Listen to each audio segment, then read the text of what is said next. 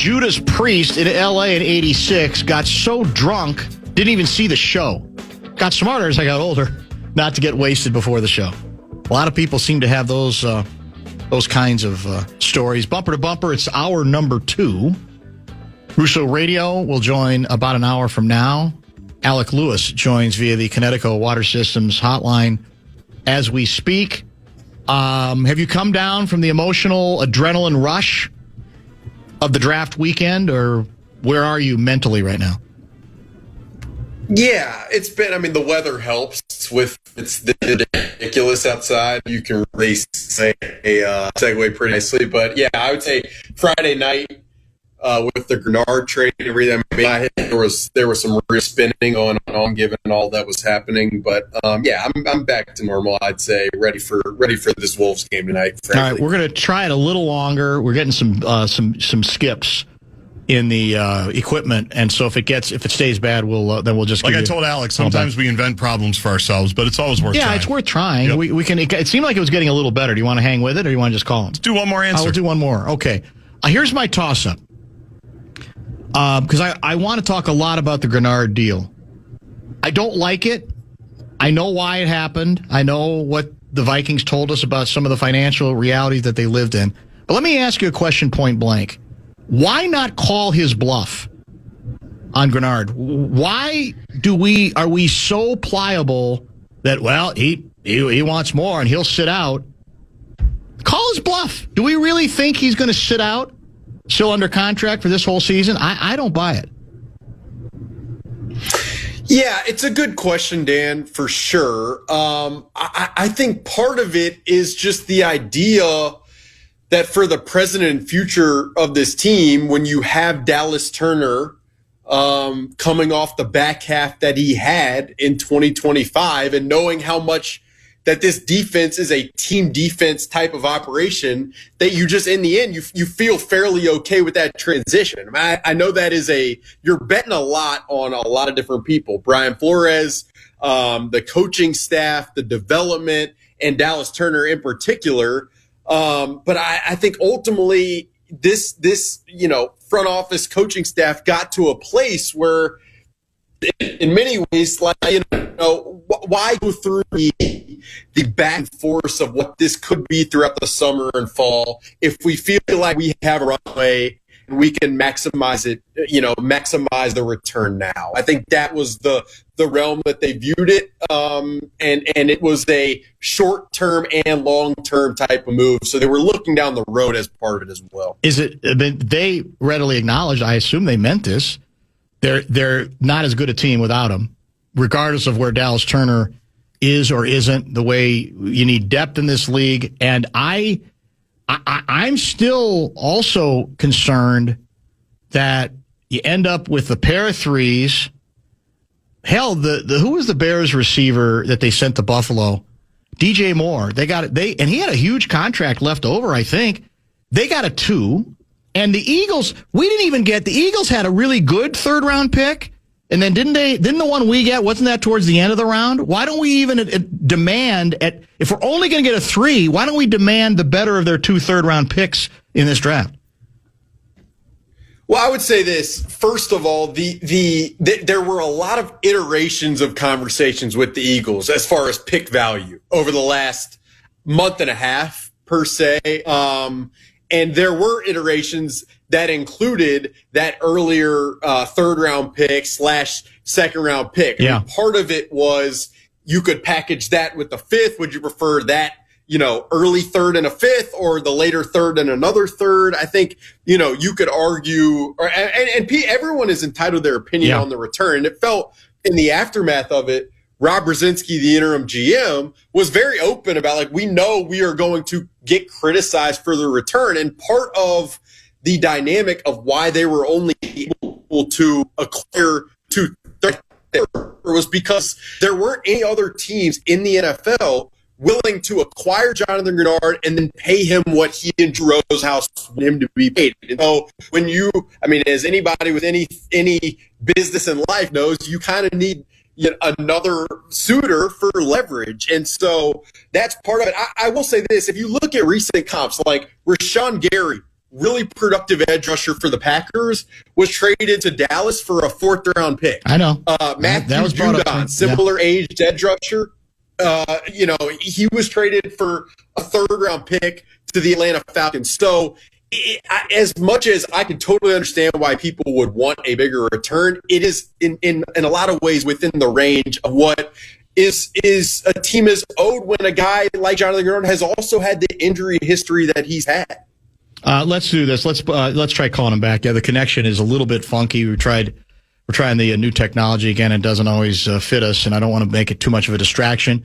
64686, Bradshaw and Brian KFAN text line if you have questions for Alec Lewis, who, of course, covers the National Football League and the Vikings via The Athletic. Russo Radio, the fan has learned also from The Athletic, will join at the top of the 5 o'clock hour of the show. Lots more Wolves stuff to get to. We got some A-section stuff to discuss maybe as soon as 4:30 as well. All right, let's try this the old-fashioned way, too. I understand all of that. I just think it's a bad look. I think he's not even 30. I know he's here's what bothers me about it. The rhetoric goes so quick, Alec, from we love having this guy. He's an important part of what we do. And we know that last year he didn't quite have the production he did the year before, but there's no reason to think he doesn't have plenty of football left. He's one of our main guys. And overnight, once the decision is made, well, we got to trade him, it's, he's injury prone. Do you really want to give him any more money? Where are we going to go? We got Dallas Turner. I just don't like how quickly it changes from us being told how important a player he is, not just on the court or on the field, but in the locker room as well. It's like it changes on a dime. Yeah, and I totally understand that. I would have to think part of that is a leverage play, knowing that Howie Roseman, the Eagles GM, came at it with a particular value in mind, and the Vikings did as well. So to say that publicly, that other suitors are going to be listening and attentive to those types of comments made at the owners' meetings and in press conferences, et cetera. But I understand him. And again, this guy, and I came on here, I think, last week, and you asked me what I thought the likelihood of a trade was going to be. And I think I said a 4 out of 10. Yeah, and true. So it speaks to a little bit of the, I don't know, I like murkiness or just uncertainty with this one. And in the end, it is one that is fascinating because he had 2 years remaining on his deal. And so to rip that entire deal up and rework it with $50 million guaranteed. I've said this and written it, but I don't disagree with that. I had someone in the NFC say to me, like, that contract is a non-starter for our team. And so Philadelphia ultimately was willing to do it, which means that other teams are going to be able to as well. And the Vikings could have, but I think they just deemed in the long run that it wasn't the most advantageous use of their money. I'd have just sat tight and said, "You can be mad if you want. We know you." Does anybody in their right mind think that he was not going to play this season? If they literally didn't budge, or if maybe they came to some other kind of agreement where he wasn't getting the money he wanted, but at least showed some overtures. Do we really think how often does that happen in this league anymore that a player sits out? Yeah, you barely ever see it. Especially for an edge rusher coming off injury at 29 years old. No leverage. In that sense, I don't think. I think they gave him more. I guess what I'm saying is, and I know it's not ideal to have a player who's not 100% in and all that. That's not always the best thing in an offseason. I just think that he had so much more to lose than they did. And I think they gave him more leverage by trading him. For what they kind of admitted was less than they really thought they wanted to, but were sheepish about it to say, well, that was it. That's about all we could get. The larger question, I've talked about this, as this is playing out, and even with the decision on the first round pick, which again, it can be argued either way. I'm fully aware of that. In the back of my mind, I'm going, all these decisions, when you look at them, they're big decisions. Yeah. And then you're back to, why is an interim guy doing it? Why did they make the decision they did to wait this thing out and not immediately, once they made the move on Kwesi, which I think was justified, certainly on the basis of the draft record, they didn't say, we're aggressive. We're going to have somebody in place quickly. We're going to have them in place because these are big decisions. We don't want somebody to audition. To me, that in itself, when I look back on it, given all these, you can even say the Kyler Murray decision, all these decisions are big. Unless what you're telling me is that without the title, KOC is the de facto general manager of this team. Yeah, I mean, I think your points, I think you're making very good points. And you go back to Kwesi's firing and the point in the calendar at which that happened, it kind of feels like everything from that point has just been delayed and kind of behind, I guess, the prototypical schedule that you would expect for a team to be on. And this is, I think these are points that are worth talking about, but not to spin it forward. But this is also, as you look forward, the longer you take to fill this role, the longer it takes to then change whatever structure or grading scale internally that you're going to change, which means the longer it takes for it to take effect when you need to be working ahead on next year's cycle. So Sure. I do think the criticism as far as the timing for that role is massive. And I do think, to your point at the end there is zero question, without a shadow of a doubt, that this coaching staff has a massive say. And I've said this to you before, and I've said it on every platform I have. This coaching staff, it's not just the first time they've had a massive say. This has been something that has persisted for years. And at this point, it's hard to imagine them hiring a new GM that all of the sudden wrestles away some of that sway that this coaching staff has obviously garnered over time. I don't want to relitigate the Kwesi thing, but when you mention that, and I've had this thought, in fact, for the last several weeks, there's a part of me that wonders whether Kwesi has gotten blamed for too much, even as it pertains to the draft. Because again, every place, my assumption is there's got to be some connections and influence from coaches. But if it's outsized here or oversized here, there's a part of me that says, well, how much is this on? I'd like to hear from Kwesi at some point about how much of this, some of these key decisions were literally his, or how much of them were, B-Flow came in, man, and B-Flow, he showed us. And I got to defer to B-Flow because B-Flow knows great defense. Same with the head coach when it comes to offensive stuff. That's the part that's still kind of a mystery to me, how unusual it is, this much authority. And if it is this much authority, in the end, even though those drafts look very bad, as you've laid out very nicely in some of your pieces, can we put as much of that on Kwesi as we think we should? Yeah, it is to parse every single decision over the last 3 or 4 years, for me, over the course of time, has been a trial in parsing who had the most juice in the room for each of these decisions. And you mentioned draft, but I go back to last year within free agency, not just the quarterbacks. I'm talking Ryan Kelly, Jonathan Allen. A lot of those other moves that ultimately reflected poorly. It is my understanding that there was heavy coaching influence with some of these moves. Mm-hmm. And so, I think that over time, the way this, I would say, leadership structure has evolved, changed, shifted, there is no doubt that this coaching staff has garnered a massive say, and I think it is going to be incumbent upon ownership, whenever they finalize the general manager situation, to kind of walk through how comfortable they are with that moving forward, and how they expect that new general manager, whoever it ends up being, to fit within that. That's when I talk to people around the league, that's questions people have, is if you've given coaches a lot of sway and you're hiring someone from the outside to come in, are they going to take that sway away? And how is that going to work? These are the types of conversations I have with people in the league on a daily basis. Very well said. We're chatting with Alec Lewis.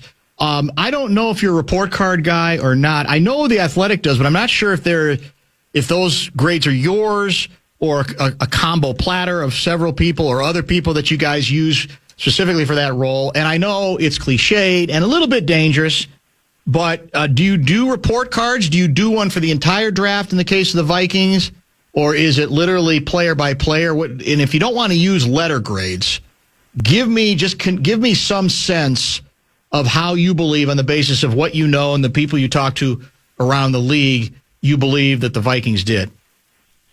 Yeah, I don't do letter grades because, and I've probably said this with you, like, I think the draft is just a dart throwing exercise, maybe with a blindfold on one eye, because of the projection of human beings into an entirely different environment. I just think it's a really, really uncertain process, and I don't pretend to have all of the acumen on the film and the personality and all that stuff. But I'll say, with the people I've talked to on this Vikings draft, you have varying opinions. I had an AFC scout say to me he liked a lot of the picks, liked a lot of the value, said to me that the first-round pick, Caleb Banks, is going to be a massive component in terms of how this thing's remembered, and he's not sure he would have taken the risk. I had someone who's an NFC executive say to me, like, I don't know. We had questions on a lot of guys, but I can see it if you're maximizing these players from your coaching staff. And that's really my takeaway here, is that these picks, in a lot of ways, while a lot of them are culture changer, tone setter types of guys, a lot of them are, how they are maximized is going to depend on the Vikings staff and the Vikings infrastructure. And so this draft, for me, it's a bet on the organization to be able to bring the best out of a lot of these guys, and that will go one way or another. And 2 years from now, we will have a lot to say about it, I imagine. All right, on the number one pick, give me your view on this part of it, because what I said was, in theory, I wanted to celebrate it. I wanted to laud it for all the obvious reasons. You know, it's an attempt to hit a home run. And at a position that I think a lot of times over the years, the Vikings haven't been meat and potatoes enough under this regime. When it comes to offensive line, well, eventually they started addressing it, but defensive line, it's just so important, and it's what, to me, the great teams do. And I say that's what this guy represents at best. But the question is, if what we've been told in the weeks leading into the draft, this team cannot afford swings and misses. They've done too much of that. They need to hit doubles. In other words, we've got to have rotation players. We've got to have starters that to fill some of these roles, even if they're not going to be superstars, because we have so many of those needs that have gone untended because of a number of draft issues. So can you make the argument that if the Vikings had had a different recent draft history, taking this kind of risk made all the sense in the world if you've got that equity. But given that backdrop and given the need to hit doubles, that this wasn't the time or place to do it? Yeah, you can absolutely make that argument. I mean, there's no doubt. And that argument, again, 2-3 years from now could be, it could be people standing very loudly without playing revisionist history and being very correct. I'd say it for me, it sounded like, and we talked about this, and we talked about it on a lot of shows. Like, this specific draft did not have a lot of Pro Bowl, All-Pro caliber players. You talk to people in the league, they said they were maybe 12 of those guys. Banks obviously has a major, yellow flag, red flag with the feet injuries. But he is one of those guys who could reach the level of player that you would like to find in the first round. But I mean, to get back to your initial point, like, that type of pick was something you would expect from maybe a guy like Howie Roseman, exactly, who has had the amount of, cachet and successes and failures and skins on the wall.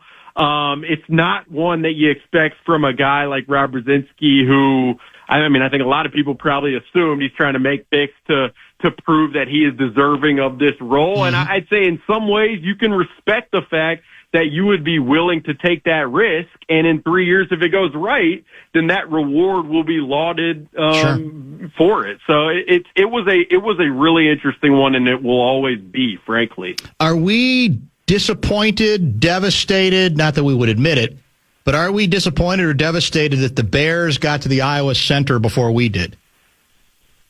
No, I don't believe so. No, the only other center spot that I kind of, throughout the draft that came up in my conversations was when they picked Jake Golday, the linebacker at 51, there was some conversation, I think, about the Florida center maybe at that spot. He is more of a, with that spot, what they seemed to want was a bigger-bodied guy to insulate, probably Kyler Murray in the middle of the pocket, and then a smart player who could control things at the line of scrimmage. So, no, I don't believe so. But it is going to be, similar to Dylan Thieneman at the first round. To watch that team with those guys for the next 4 years minimum, and to see that development juxtaposed alongside the Vikings picks is going to be telling and fascinating. Let me get to a couple of texts before we wrap things up. Russo coming up in about 1/2 hour.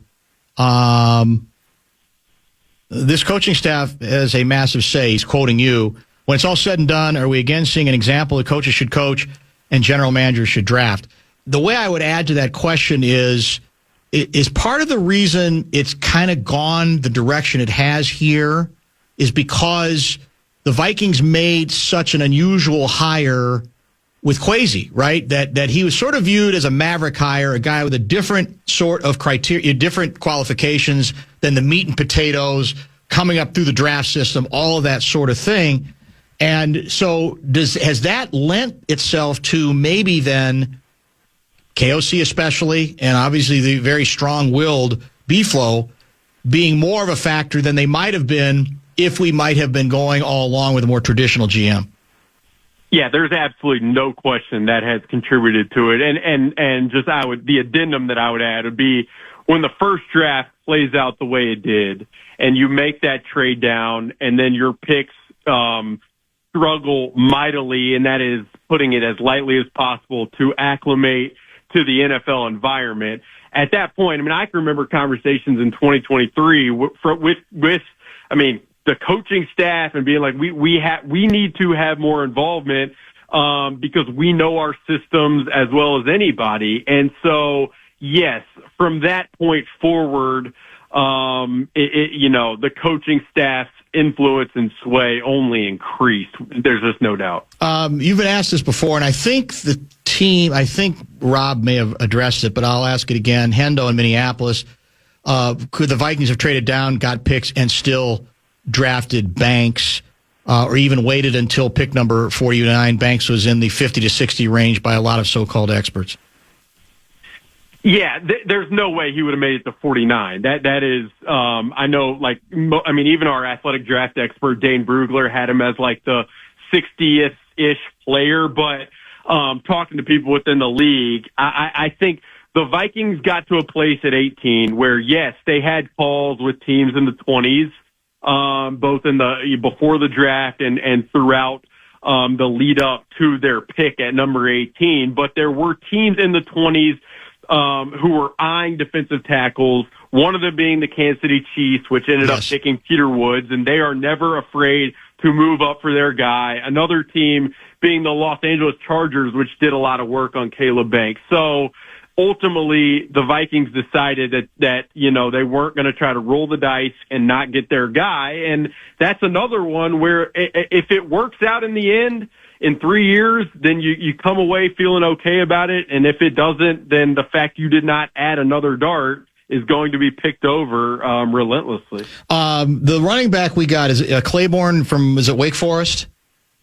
Yes, Damon Claiborne. Yeah, so tell me about him. I guess speed is his deal. We took him, 198th overall. So I want help at running back. I want to see some juice. I don't know a guy who lasts that long. I would assume, there are a lot of people who wonder how influential a player he could be at this level. What do we think about him? Yeah, his biggest hurdle is going to be acclimating to the professional environment. And I mean that in a lot of different respects. I mean, the consistency in how he shows up every day, and I mean his ability to pass protect and understand the playbook. Like if he can clear those bars, he can be very impactful. I mean, the film is wildly impressive. And I mean, there are people in the league who are like, he is I've used this quote already, but like a Diet Coke version of Devon Achane in Miami, who is an unbelievably explosive player. So it's a bet that is understandable to take in the 6th round. I don't think they were going to do it much earlier than that, but they did a lot of work on that player, specifically the makeup of the player, and are betting that it's another one where they are betting that in their infrastructure it will go the right way. And so that leads me back to the theme of how I feel this draft is. It is can these guys in this specific environment work out well? And if they do, then they will be applauded for it. And if they don't, they will be critiqued to no end. Lastly, do the Vikings now need Harrison Smith to come back? Man, it's a good question. I still think they need depth at safety one way or another. I mean, Jay Ward showed some stuff at the end of last season, and Josh Metellus plays his very versatile role. But Theo Jackson's season was not what anybody thought it could be in 2025, and relying on a third-round pick is a lot. So, I mean, look, I've said I don't think Harrison Smith is in a hurry to decide this thing. I'm not going to be surprised if we get to training camp and we still aren't quite sure, but we'll see. One way or another, it does feel like they definitely need depth at that spot. All right, so what's next? What do we have to pay attention to next? You got to take a deep breath, but what's coming up now?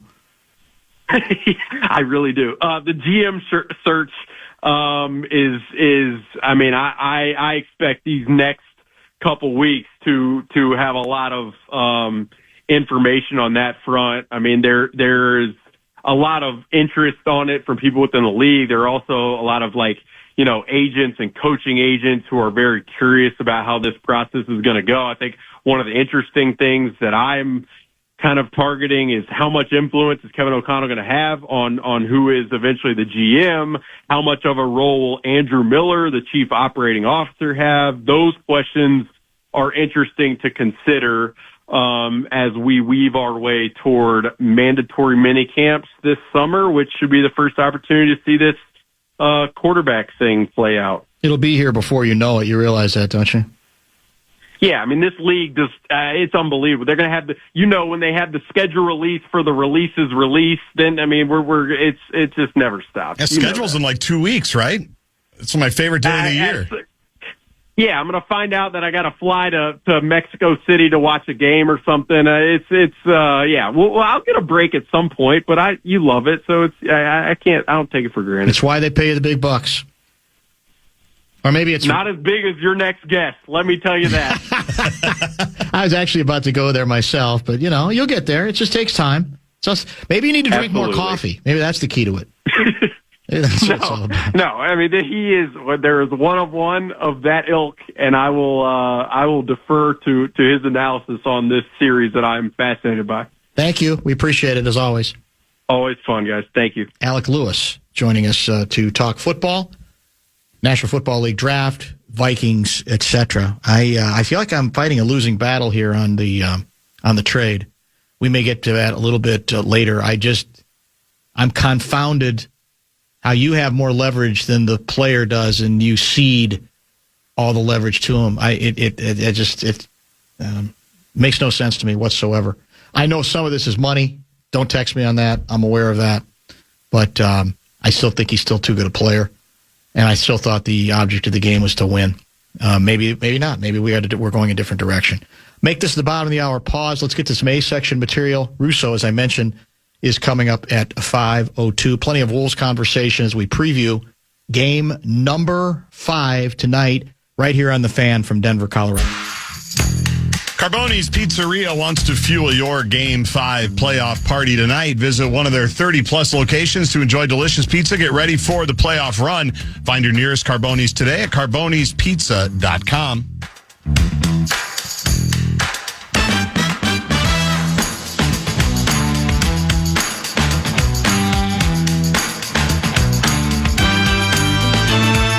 Starting to feel sorry for Kwesi. More on that a little bit later. I promised some A-section stuff now. We did not get to it on sermons because we try most times to hold on to a separation of church and state regarding the Sunday show. But a pretty eventful and frightening weekend that clearly could have been a lot worse than it was. There's an update on that story, though. Prosecutors have charged 31-year-old Cole Allen with 3 counts, including attempting to assassinate President Trump, unsealing a criminal complaint and affidavit against him. Allen is suspected of firing shots Saturday night outside the White House Correspondents' Dinner. Made his first appearance in federal court today in Washington, wearing what's described as bright blue jail scrubs. The acting attorney general said authorities were still examining who shot a Secret Service officer wounded in the incident. The gunman appeared to be acting alone, had a shotgun, handgun, and knives on him. Allen was a guest at the hotel where the dinner was taking place, and in a document he outlined security breaches that he said made getting firearms into the building easier than he indeed expected. To that point, it certainly a number of people have said it, and the video seems to indicate, it clearly could have been a bloodbath situation if he'd been able to get through security of a sort, right? They did respond and attempted to take the principals out, but there seems to already be a pretty good amount of reporting to indicate that the security that was in place was nowhere near as effective or as, I guess, up to speed as one might have expected for this event. One of the reporters who was there indicated that getting into the hotel, basically, if you show a paper ticket to the event, you're getting into the hotel. There's no ID verification, no real screening at entry, and really the pre-dinner parties hosted by a lot of the media events, that's outside the security zone anyway. And, others have, like our guy, Gerald Posner, has asked also about the dangers of having apparently, I think, the top 8 in the presidential line of succession all at the dinner. Well, we can argue about whether that makes any sense on the front end, but if it does, or if you want to go through with it, then it would seem you're way too loosey-goosey on the way the security is indeed set up. It almost, I guess I'm naive.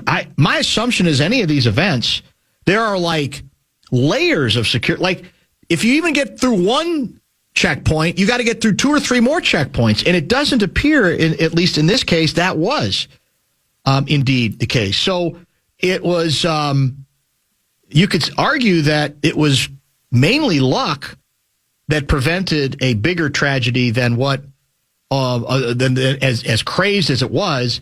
It could have been much, much worse, and there could have been a number of other people injured or hurt, etc. The stuff from the alleged shooter makes it fairly clear he's going after people in the Trump administration. There's any question about that. And so what has that triggered? It's triggered the game that we play several times a year now, depending on whether the perpetrator is identified as big-time pro-righty or a big-time pro-lefty, right? It's on the other side of the aisle, you have to learn to tone down your rhetoric. You have all but inspired, you have all but begged an individual to do precisely what this individual apparently was interested in doing or attempting to do. And it's a tired exercise that really, sadly, gets us nowhere because there is no willingness to talk anything about consistency, right, in any way, shape, or form. And I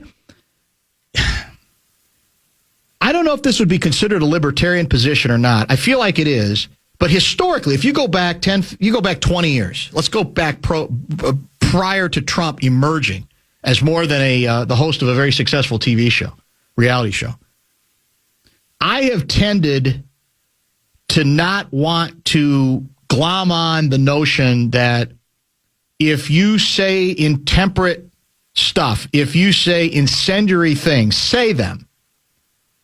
You are creating and fostering a climate that makes it more likely that somebody is going to take the next step and act upon those words and turn those actions or turn those words into violence. I've tended to resist that mainly because I think it takes too much of the responsibility off the individual who does it.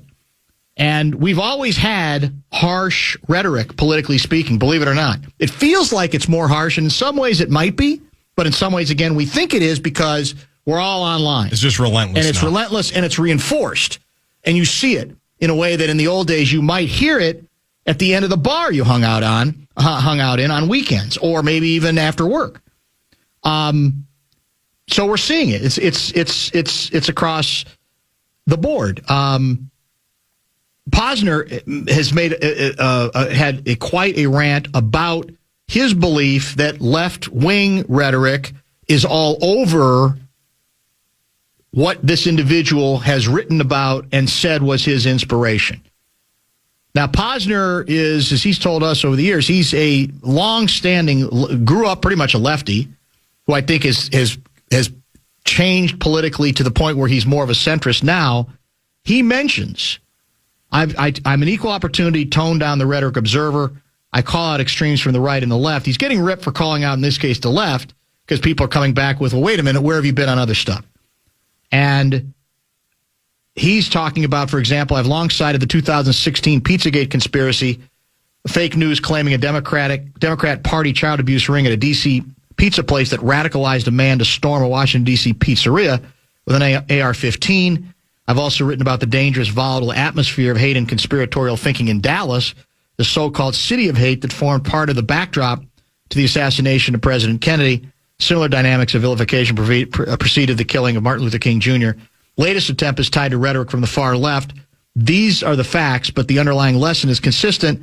Extremism, wherever it comes from, lowers the barrier to violence. Rhetoric matters. That sounds good, but the question then is, how do you walk the tightrope here? How do you continue to believe in the First Amendment and people's right to say what they believe they need to say? And when what you really are trying to do is shut another opinion up that you don't agree with, it becomes, I think, too easy to say, better ramp it down a bit, or there's going to be another killing. It's become, in a sense, performative again. It's become a little bit of a game, I think. And I, like anybody else, I don't know exactly what the answer is. I don't know exactly where we go with it. But, I mean, I'll give you another example. The First Lady is very unhappy with Jimmy Kimmel. Kimmel had, I don't want to go down the Kimmel road. You like him a lot more than I do. I don't find any of the late night people particularly entertaining or talented, largely because they're incapable of, if they want to be more political, they have every right to be more political. They're incapable of being equal opportunity rippers. That's my issue. But we should pause in a minute, by the way, too. Oh, are we late?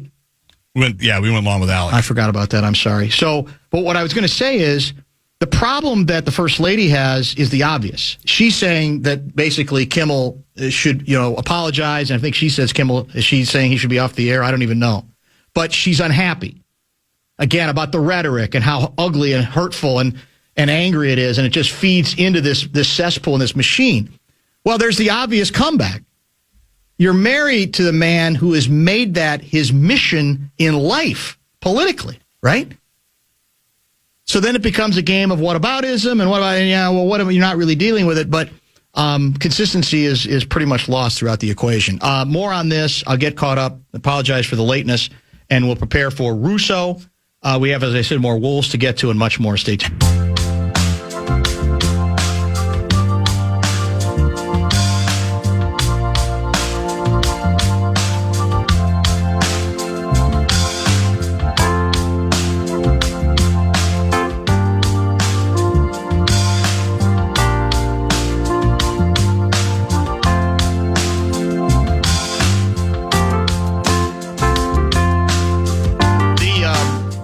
the trend that worries me more than incendiary rhetoric is a trend towards, dare I say it, verbally, in terms of conversation and podcasts and interviews, normalizing the violence.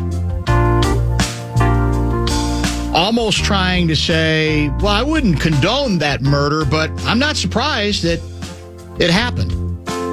This is going on all the time now. We've now had, whatever you think of them, and pretty clear what I do on this show, we've now had 3 apparent attempts on the life of the President of the United States. I think it's 3. Might have that number wrong. We also know that there are people, and a couple of them have texted, who believe this is a staged event.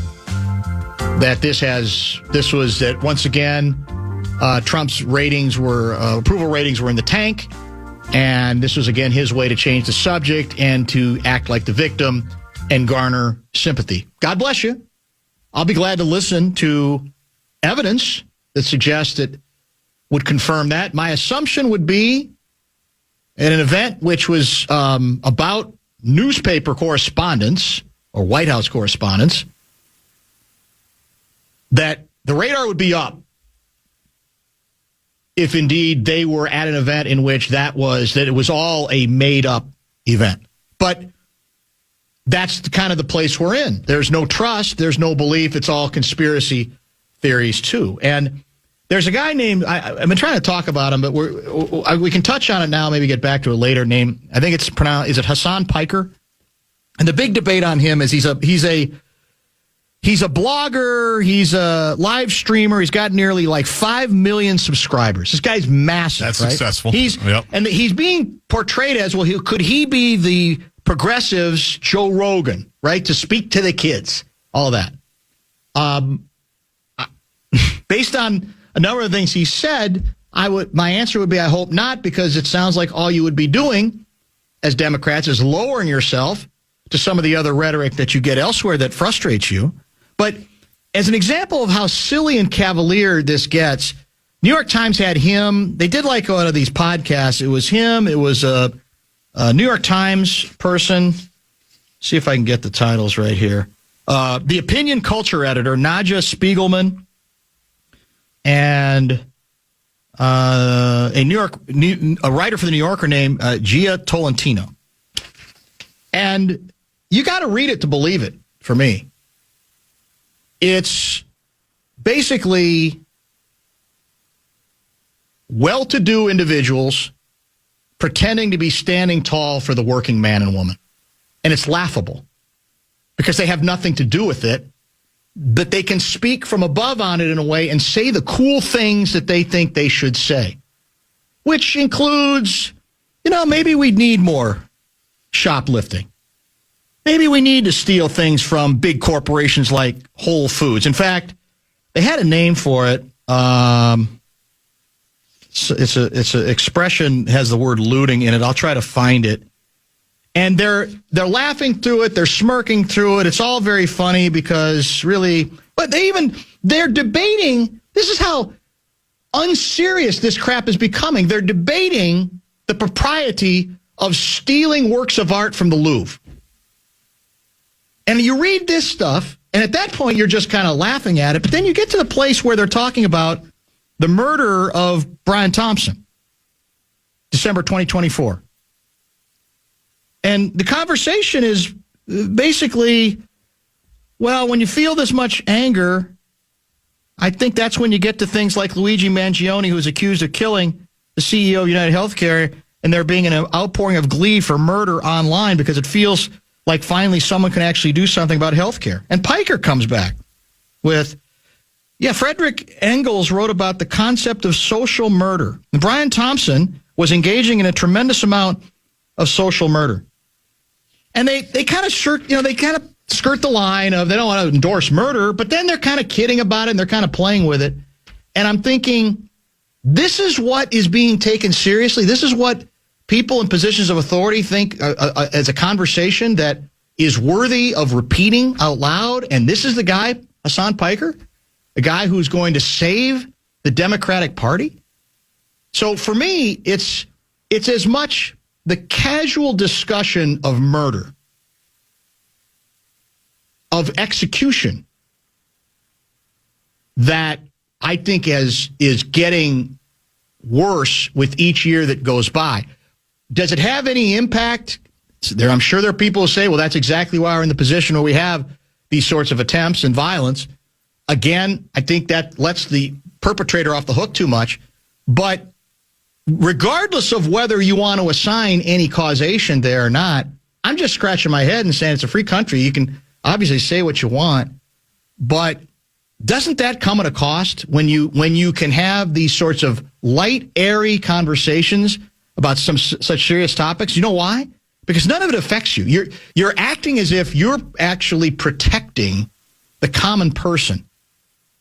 When you live in an elitist lifestyle that has you want to perform, you want to hear yourself think, and Whole Foods, why are they any better than anybody? How are they going to get hurt? Yeah, maybe we take something. What's a work of art? That's not a human being. What's the big deal there? What are we even arguing about? That's what I'm left with. But the casual association of almost just going right up to the line of justifying murder and assassination on the other side, the other people on the other side of the political aisle. That can't be healthy and can't be very helpful. Top of the hour break. Let's talk a little hockey.